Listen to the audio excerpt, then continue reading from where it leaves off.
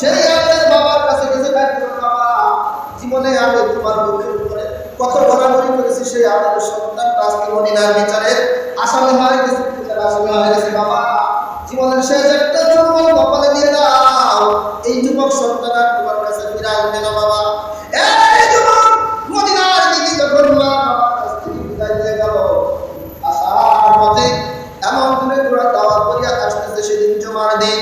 আজকে তোমার আজান হয়ে গেছে, মসজিদে নববীতে হযরত বেলালের আজান শোনা যায়, মসজিদে নববীতে মুয়াজ্জিনের আজান শোনা যায়। এবার আজান হয়ে গেল, এখন পর্যন্ত সেই গ্রামের যুবকরা মসজিদে পৌঁছাইতে পারে নাই। হযরত আবু যর গিফারীর বাড়িতে ওমর রাদিয়াল্লাহু তাআলা হুজুর পাঠাইলেন। আবু যরকে গিয়ে বলল, আবু যর তুমিও বিদায় নিয়ে আসো, কারণ এখন পর্যন্ত সেই গ্রামের যুবকটাই মসজিদ আসে নাই। কারণ তোমার কথা ছিল ওই যুবক দুই ছেলের বিচার, বাবা হত্যার বিচারের জন্য তুমি জিম্মাদার ছিলা।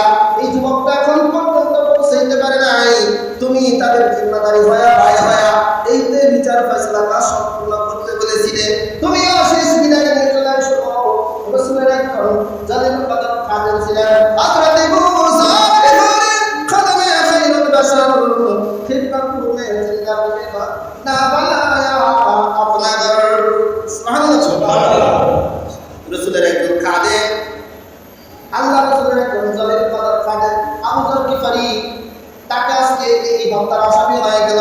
কারণ যুবকটা মদিনা এখনো আসতে পারে নাই, এখনো ইয়ামেন থেকে এই মদিনায় পৌঁছাইতে পারে নাই। এই যুবকের পরিবর্তে আবু যর গিফারীকে ফাঁসি দেওয়া হবে। আবু যর গিফারী বলল, আমার বাবা নাই, মা নাই, জমিনে আমার কোনো প্রতিবেশী নেই, আমার কোনো স্ত্রী সন্তান নাই, আমি আর দিতে চলে যাবো, আমার কোনো অভাব হবে না, আমার কোনো কষ্ট হবে না।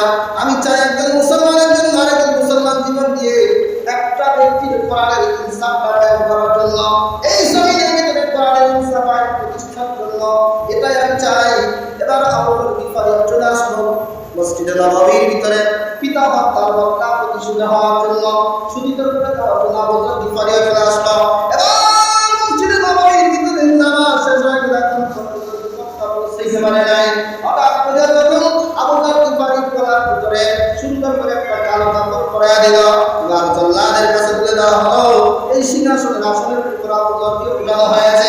আবু যর গিফারী রাদিয়াল্লাহু তাআলা আনহু এবার যখন সিংহাসন জল্লাদের হাতে পড়ে গেলেন, মসজিদে নববীর ভিতরে হাজার মুসল্লির চোখের পানিতে সারসার করে মদিনার জমি স্পর্শ করে, সারসার করে জমি ভিজে গেল।